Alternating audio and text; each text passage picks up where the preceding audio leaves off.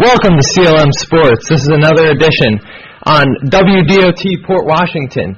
Today we have an exclusive show, and we have a very important guest to us and to many in the hockey community, especially Islanders fans, Chris King.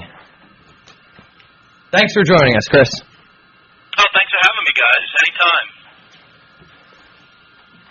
So we're going to start out today. How beneficial has the addition of Jordan Eberle been to the New York Islanders so far this year?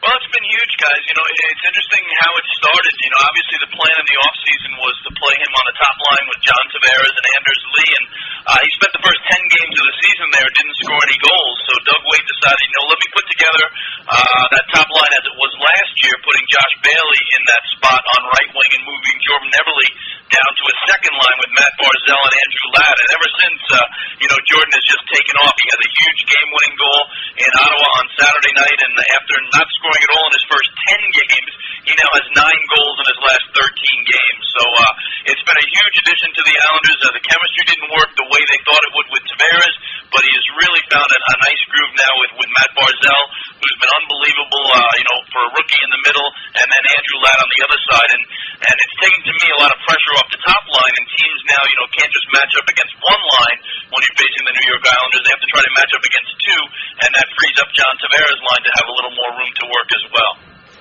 Yeah, that first line's been pretty impressive so far. And speaking of Matt Barzal, the rookie has impressed many eyes so far this year. Right now he is leading all rookies with 23 points and leading all rookies with 17 assists as well. What is your opinion on Barzal's chance for the Calder Trophy? Yeah, I think it's going to be a great race, and he has turned it into one because of the way he's turned it on. Again, he too started really slow. Before Jordan Eberle was moved alongside him, he only had 3 points in his first 9 games, but now he's got 20 points in his last 14 games. So obviously, the guys you're looking at right now, Clayton Keller, who we've seen come in with Arizona, having a terrific season, and tomorrow when Vancouver arrives, we'll get to see Brock Besser, who is also right up there with Barzal as far as points go. And I think the other guy you have to include right now is the great young defenseman for the New Jersey Devils, Will Butcher. So I really think it's those 4 guys who are in the running right now. But the way Barzal has come alive, and he has that outright lead in assists, and really seems to find a nice groove in between 2 real veteran guys who know how to score. Andrew Ladd has an unbelievable shot, unbelievable release, and Jordan Eberle and he have really worked well together. I think Barzal is going to be in the mix with those other 3 from here to the end to see which one of them will be named Rookie of the Year. So the Islanders, they've won 6 out of their last 7 games. They're on a 3-game winning streak. What does it take for them to beat a Canucks team that has surprised a lot of people this year? Yeah, and they certainly have. And, it's going to be an interesting matchup tomorrow. The Islanders haven't had a 4-game winning streak all year. This is their third 3-game winning streak, and that was kind of the rub a year ago. A year ago, they had 5 different 3-game winning streaks, and it took them until the last 6 games of the year when they won the final 6 in a row to finally win more than 3. So I think, this team is much improved over last year. But you look at this Vancouver team, and, the interesting angle for us tomorrow night is Travis Green is the former Islander, and he's the rookie head coach. And, they've gotten off to a real nice start. You look at their record, 11-9-4, and particularly on the road, they're 8-4-1, and those 8 road wins are among the tops of any team in the National Hockey League. And they had 2 tough 1-goal losses in the metro area after starting a 6-game road trip with wins in Philadelphia and Pittsburgh. Impressive wins. They had a 1-goal loss to New Jersey in regulation, and they had that shootout loss in 7 rounds to the Rangers at Madison Square Garden yesterday. So I look at it as a terrific matchup, but I do think, the way the Islanders have been at home this year, 7-0-2, the only team in the league that hasn't lost in regulation on home ice, is going to help carry them over Vancouver tomorrow. And again, the Islanders' schedule is very light as well. The Islanders only have 2 games in an 8-day span this coming week. Yeah, Islanders have been very impressive at home so far. We saw them get that big win against the Flyers last Wednesday in overtime. And also, if you talk about Josh Bailey, he's been a real playmaker for the first line so far this year. He has 23 assists, and we're only 23 games into the season. If he keeps up this pace, he'll have 82 assists by the end of the year. And that would be almost double his career high in a season. How do you feel about his play so far? Guys? Yeah, you look at a year ago he set that career high last year with 43 assists and 56 points. Yeah. But you're right, and I always talk about that every game now. Going into the Ottawa game, it was 22 assists in 22 games, and picked up another to make it 23 and 23. So that's quite the pace, and it's amazing, how he just seems to get better with age. Because last year we talked about, those career high numbers in assists and points. That was his 9th season as a New York Islander, and now he's in his 10th. He's the longest tenured player, but he really has just found his groove with John Tavares and Anders Lee, two guys that are very easy to play with. The power play has been red hot, so he's been piling up the points there. That's where he picked up his point in Ottawa Saturday on the Anders Lee power play goal. So, the Islander power play having scored goals now in 6 straight games is a big reason why Bailey continues to pile up those helpers. But, just to see him now top 3 in the league in assists and even, top 10 in points, some of the names he's up there with are guys that, he certainly hasn't been with that company in the past, but it's been great to see.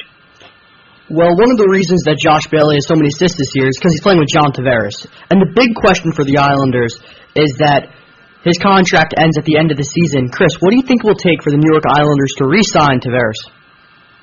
Yeah, that's the $1 million question, but it's going to be more than $1 million, right, guys?